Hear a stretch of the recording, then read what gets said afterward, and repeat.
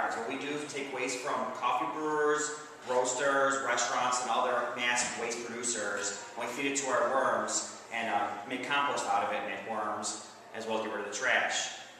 We do it all winter, and the way we do it during the winter is we do it in indoor facilities. Vermicompost is great for doing indoors because it has less of an odor generally, as long as you bury the food, and it's smaller and faster, so you don't need giant piles of composting.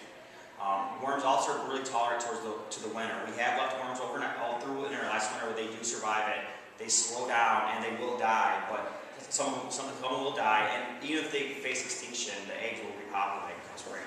We've learned. The big things we feed them, or the big thing that everybody has that if you don't have enough food, is cardboard. Worms love cardboard and paper. We soak it down and put it in the bottom. We also use burlap in our factory. We get a lot of burlap from coffee roasters.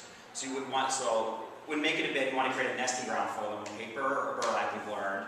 And then you want to put any of your green scraps, the worms down any of your green scraps. Because the biggest thing about indoor vermicomposting is the food going bad on the surface and attracting flies. So the way we prevent this is bury it under the soil. So you want to have a bin, we use 18-inch, we use 20-gallon bins, 18-inch bins, and the farther you can bury the food, the less likely you are to have any problems. We also then put coffee chaff on top or something. Wet newspaper attracts flies a lot of times, we've learned. You can use dry newspaper or dry burlap or something like that on the very, very top to prevent if you have an insect problem with it. Obviously, keep an eye on them. Rats love worms. So I generally not have any problems, but they could theoretically happen because it is a meat source for them. And yeah, I guess that's generally basically how you make the worm. But the worm you keep them in the fasting breed, 65 degrees is ideal. 65 to 75 degrees is ideal breeding conditions for them and eating conditions. The colder they get, the less they breathe, the slower they get. And if they get too hot, they will not die from the heat. About 100 degrees is when 150 degrees they start having problems. I guess that's basically. Got any questions about worms? How do you keep the rats away from them? What's that? How do you keep the rats away from them? The rat. So we have an indoor facility in the manufacturing zone, so we have pest control. So we actually have no rat problems. But we have a friend that does it outdoors in Kansas City, and they've had garden snakes will eat worms, and they'll get garden snakes in there. They've gotten other rodents on the outdoor gardens. So we have had. So other animals do eat them. Moles like to eat them out, and we don't have mold problems. So only in Chicago. And the way you would tell is if you use a plastic bin, they'll chew through your bin. It'll be very, very obvious if you have rats. But that'd be my only warning to doing it indoors is if you do have a mountain rat problem, or there's rats in the area or whatever you're afraid of. They will chew through plastic, you said? Oh, absolutely, yeah, rats will chew through. Just like the squirrels. Yeah. Squirrels don't like worms. Just like your garbage pails in the alley. Oh, Yeah. Through that. Yeah. But it generally is not a problem. Generally, rats, they usually find easier substances than that. It's just if you have a rodent infestation, that would be the warnings of that. And so would the same concept apply about burying, if you were doing this outside, about burying your food down in the ground? Would that be more or less likely to attract any rats? Absolutely. Anything you bury in the ground is less accessible to the surface dwellers. So most of the insects that we get that are pests, they usually live within the first couple inches, like the fruit flies, live in the first couple inches of dirt. So anything you can bury below the surface, the deeper you get, the more likely that it will decompose under it.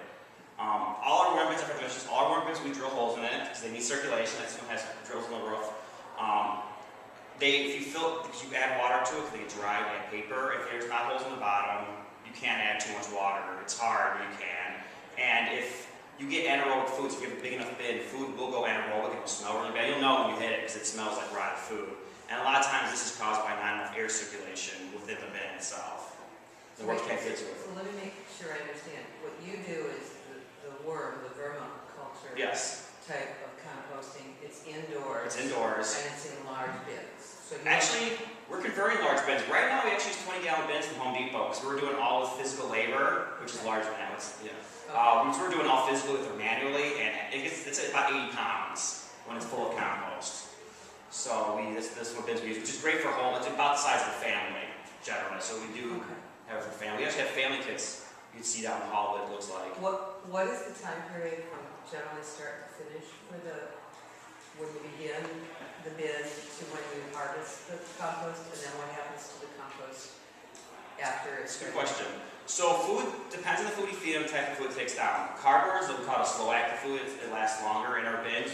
All the greens will be eaten, all the coffee chaff will be eaten, and we'll still have cardboard left over. So, and it feeds them, so it also helps prevent them from starving. Generally, we leave them generally 3 months, and they'll get rid of almost all the food. It'll digest everything except for the cardboard. In family bins, because it's a ever-flowing flow-through system, you're always adding more stuff to it and burying it. You let them sit until it's mostly full of compost, and then you sort it. The only thing with the home bin is if you continually feed it through, the first couple layers are going to be still food. We sort them, so we should take that off and put it in another bin. Have you found a good sorting method? So we actually use light sorting right now. The most industry uses tumbling method, which is where you put it through a tumbler and tumble it. We've learned this down to the worms. So what we do is we use a light sorting method. Using heat is actually the main thing that worms flee from, and light. And so we heat up the soil and we force them down. By doing this, we've actually learned that we can force the worms into its own chambers and tunnels and stuff, the trenches, so the worms will self-sort themselves. They have a fleeing mechanism, we call it streaming, and this is how we discovered it. And if the soil gets too warm, the worms will come up through the top of the soil, into the light, like over the side of the bin to get away from it. So, and if you see that behavior, generally that happens because you grains and stuff, when they break down, they can produce heat, and they've warmed up too much. The coffee grounds, the worms will have warmed up too much, and the worms, it's too hot for the worms, so they will try to get out of the environment. And you'll see like a line, it'll be like in a row, like a stream of so it's I just try to get away. A lot of times they'll leave, so they're going to their death because there's nowhere else for them to go. I think it's just instinct that they have to get out. They're like at all costs. So when you do the hot light, are you just scraping off the top then? Yes, we try. Yeah, basically we let it dry off the top layer, and we scrape off the top layer, and then push it down. And the thinner you can get it, the faster, obviously, the faster it goes. So, and then the bottom layers. After they escape, they try to find a moist substance, but a lot of times they'll just, like occasionally will come in, they'll just move out to the middle floor and dry out. They have wanderlust. I know they just like to go a lot of times. There's no rhyme or reason, but yeah. In your worm bins at the bottom, do you have holes with a tray piece of the moisture goes out? In ours, we do have a hole in the bottom, but what we do is we water them really, really heavily because we don't like to touch them and mess with them. So we soak all the burlap, we soak all the paper overnight, we soak all the coffee chaff all night, and then we add water at the end too. So usually there's a lot of extra moisture in it when we first set them up. And then as it breaks down, the moisture will lose it. And the number one thing is worms, they need a certain amount of, they almost like almost a muddy climate, not quite muddy, but like a wetter climate than a drier climate. So that's why we have the water. And then that way we don't have to open them again for 90 days. That's a big time restrict. So we fill the top and try to leave them in there. So winter composting is indoor. There's no such thing So as no, they're absolutely, outside. there is worm bins outside. That's how most of the industry works. We're the first people to bring it indoors for the most part. But what they do outside is they create these pits in the ground generally. And when winter comes, they cover it up with leaves, greens, and other things like that to create a protection that also warms up. And as long as the worms stay below the freeze line, a lot of those generally survive through the winter. And the further south you go, we compost all year. The further south you go, the more life base. But we've learned that to access our worms all year and to have ideal breeding conditions, it's better for us to have it indoors, which is why we live indoors. So who do you sell your compost to? I'm sorry. No, but that was my question. Are you selling your compost? We do sell our compost. We actually brought some today. The big customers we have is we're in the district, which is outside Chicago. We have a lot of urban farms popping up. So we work with like Pleasant House Farms.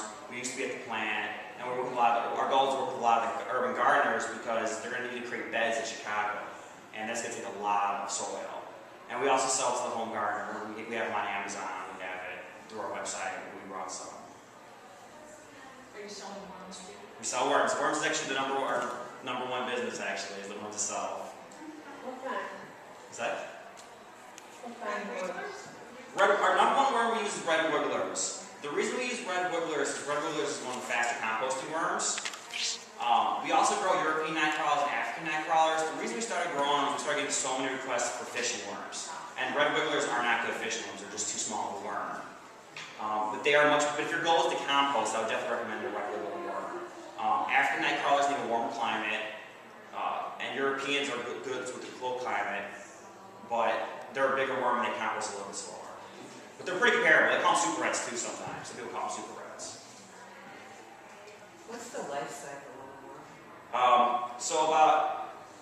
Let's see, let's remember. I think maturity to birth to like breeding maturity is about 3 months, and then after that it's 18 months of breeding, and they breed an egg that produces 1 to 5 worms about every 3 weeks. Now, but the industry standard is the worms double every 90 days. So there's obviously a lot of these babies don't make it for whatever reason. We're not really sure why. And then they can have an egg about once a month for 18 months, and after that they generally go into like their older years, and they'll live several years after that. My worms are still in 2011. Well, there's new. Well, yes, Yeah. it's generally correct. I don't know if there's any one, but I haven't added worms. Right. I've been since 2011. When they die, do they actually add to the compost, I would assume? So far as we tell, there's 2 ways we die. One is they get out and they get turned to jerky. They get turned in the sun, they turn hard, and then they preserve. But it's really hard to find a dead worm in the worm bed.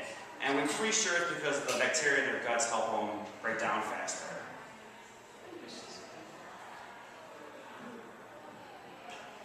Any other questions? Okay. How much for pound worms? About $20. Right now I'm getting them from Michigan, it's Butterfield. Okay. They're local. Yeah, we absolutely are local. Yeah. Right now they're Amazon for $24.99, but that includes shipping and all that. So.